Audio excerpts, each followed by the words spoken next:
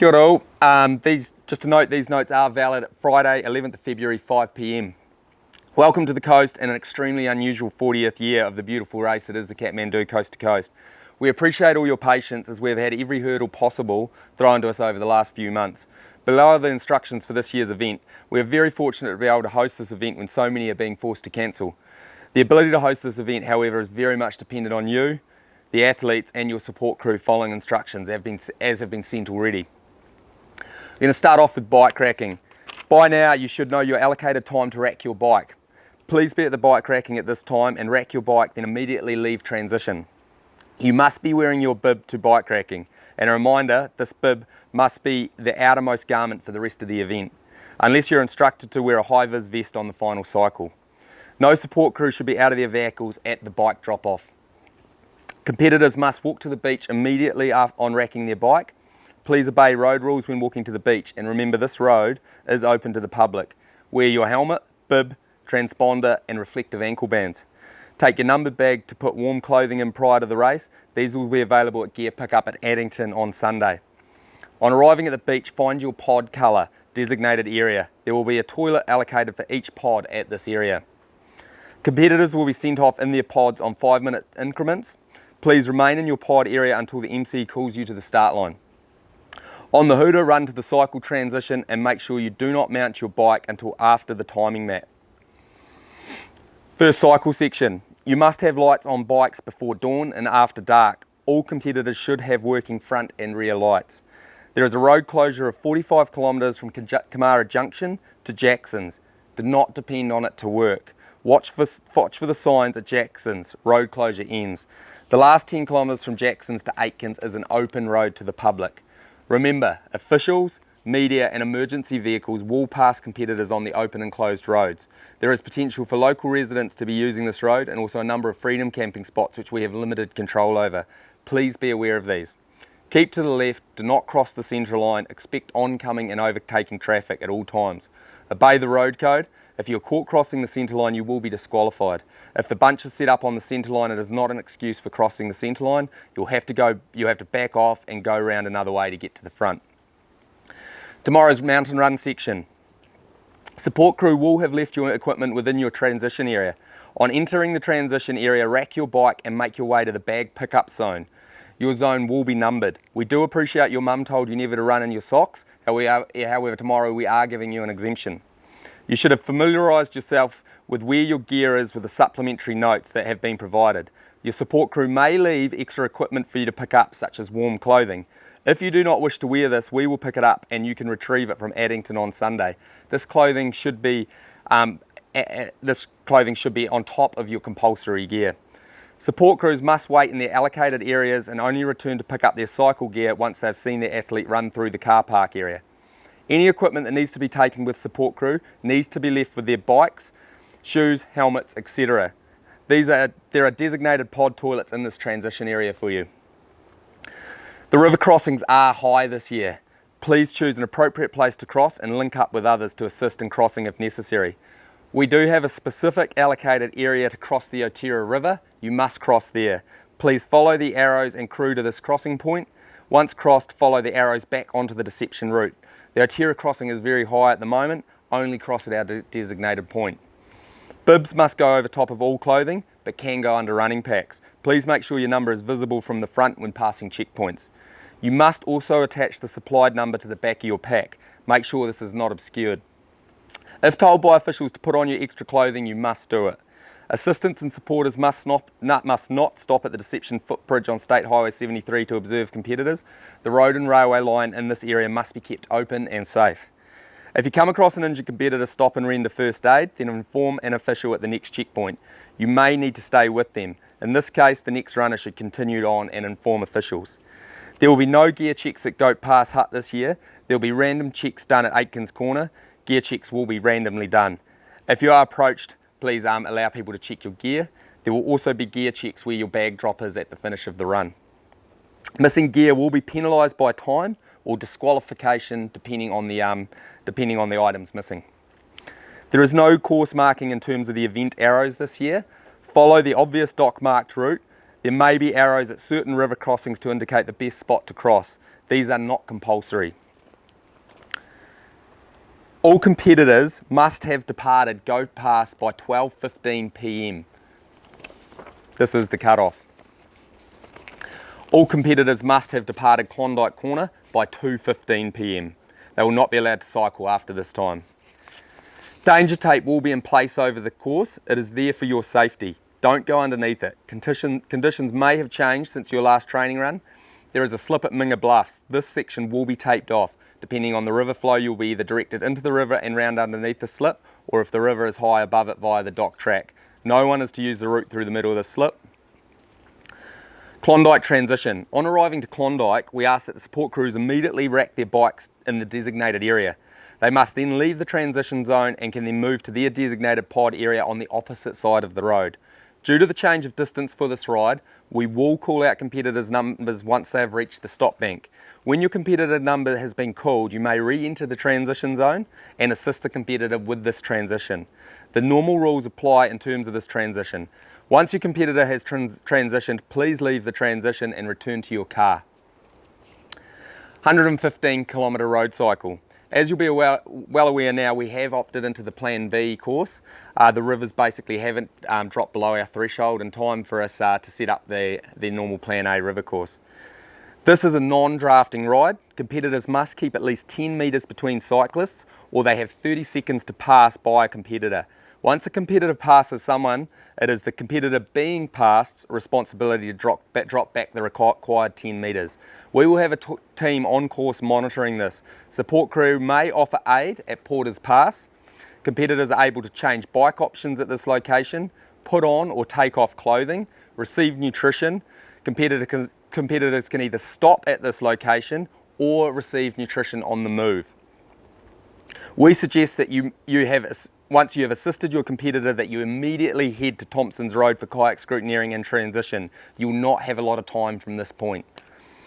Support crews cannot assist outside of the Porter's Aid Station area in any way. This road is open to all traffic. You must obey all road rules at all times. Be aware of the descent off Porter's Pass. It will potentially be wet, and this is an area we consider of significant risk.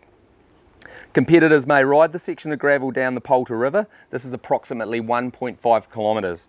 You may not leave shoes at the end of it. If you do decide to walk this section, you must take your bike with you to the racking area. Thompson's Road transition.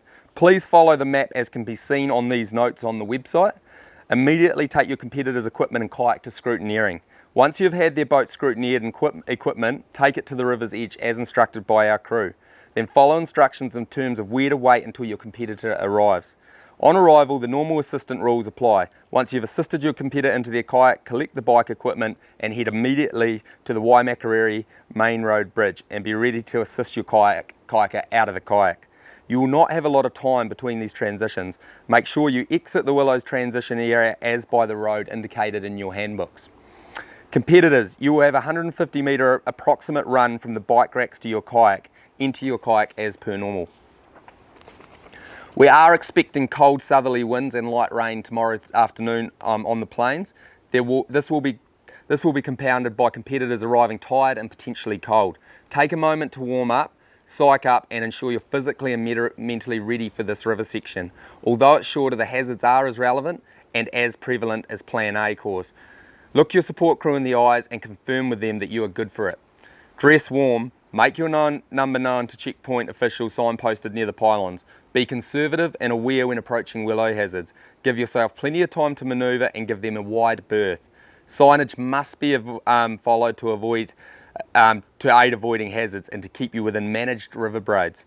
Look after your fellow competitors, render assistance if required, communicate issues to jet boat station throughout the section. If you require evacuation or cannot continue, do not walk out of the river corridor. Rather, let competitors or river officials know that you do need assistance. Dry bags. Last year we had a number of situations where support crews undid dry bags to remove items due to it being cold. They did not do the bag up properly post undoing, resulting in all items in the bag becoming wet. A number of competitors used all these items in the event and became cold due to these being wet when they went to use them. Please show your support crew the correct way to seal the dry bag. There are orange buoys at the pylons. This is a checkpoint. You must paddle between them and the bank. That's how we get your race number. These buoys are about 6 metres from the bank. You may be faster in the long run if you stop and warm up. river staff can help with this. We will have limited river staff on this section of river as they won't be able to sit in kayaks, but we will have a number of jet boats. All river staff have comms, communicate any issues with staff so the team can monitor potential issues as you move downstream. Your competitor must be on the river at 5:45 p.m. Waimakariri Bridge transition. Follow instructions from crew in these locations in terms of racking bikes. Both support crew can assist competitors out of kayaks and onto the bicycle. Once competitors on their bike, you may go straight to the finish line. Support crew can leave their kayak at the transition and receive it after they've seen their competitor finish. There will be not a lot of time to get to the finish line, so we suggest you do this and we will store your kayak until you return. The final cycle section. Again, this road is open. Keep to the left, do not cross the centre line, expect oncoming and overtaking traffic at all times. Obey the road code. We will have the Lower Styx Road closed from about 2 p.m. and open up about 9 p.m. The lights will stay on the whole time. There are sections on the final ride where cyclists must travel in single file. There are several slipstreams to travel through, the signals and potentially coned left-hand turns. You must stay on the inside left of the cones. The available room is less than 1.5 metres, which is single file. Please keep your eyes up and in these areas and let fellow competitors know of any hazards. Any competitor departing the Waimakariri Bridge after 6 p.m. must have white front and red rear lights attached to their bikes and can be seen from a distance of 100 metres. Wear reflective bands on each ankle and wear a reflective high visibility cycling safety vest. This must be worn over the bib. There will be a Fulton Hogan assistance on any traffic lights until 7 p.m. Please follow the instructions. Please do not rely on these intersections being manned as they may be called away to other situations that take priority. Again, this leg is non-drafting for one-day competitors. Finish line. There will be support crew parking will be available directly behind the finish line area. Support crew can only enter the finish line area. Please meet family and friends on the beach. We really do hope you can savour the finish and be proud of achieving arguably one of the hardest ever Kathmandu coast to coast to prepare for. General. No headphones or iPods, MP3 players are to be used by any competitor in any section of the coast. You must at all times be able to hear the instructions of officials and the warnings of fellow competitors. No drones are permitted at the event. The event media team will be using drones, however no competitor drones are permitted. We rely heavily on our helicopter operations in terms of our safety management operations, and the use of drones will mean that our heli must be grounded. Any athlete who is associated with someone flying a drone will be disqualified. Railway crossings. If warning signals are going or if asked to stop by an official, you must stop. Competitors have been disqualified for not stopping in the past. Remember, trains take a long time to stop and can be travelling at high speed through the rail crossings. They can also run outside of schedule. When cycling, keep to the left, do not cross the centre line, expect oncoming and overtaking traffic at all times. Obey the road code. Make sure you have your reflective gear and lights working if you're cycling before 7 a.m. or after 6 p.m. Cyclists don't have guaranteed right of way through intersections being manned by Fulton Hogan or traffic management. You must be prepared to stop. Traffic management crews will be doing their best, but build-ups of traffic or other incidents may mean cyclists have to stop and wait. No athlete that is currently serving a ban, provisionally suspended or is under investigated for an anti-doping rule violation may enter this event. Entrants in the one-day event may be subject to random anti-doping controls prior to post-event, and it is a condition of entries of the one-day event that athletes submit to any anti-doping test or they will face disqualification from the event. If you withdraw on the last cycle leg into Christchurch, please phone Fenella, our event safety officer, on the number attached to this sheet. Advise your competitor number and name and that you have withdrawn. All staff on course will have this number and or radio contact the safety manager. All athletes that have identified they're on medication currently or suffer from allergies are reminded to carry this with them for the entirety of the race. Please note, we're still dealing with the Plan B course on the lower section of the Waimak, and these notes are subject to change. We still yet to get a safety crew on the Plan B kayak course, and this still requires to drop further for us to allow to go on this route. We reserve the right to adjust the course on the day. Good luck team, and have a fantastic day. Thanks.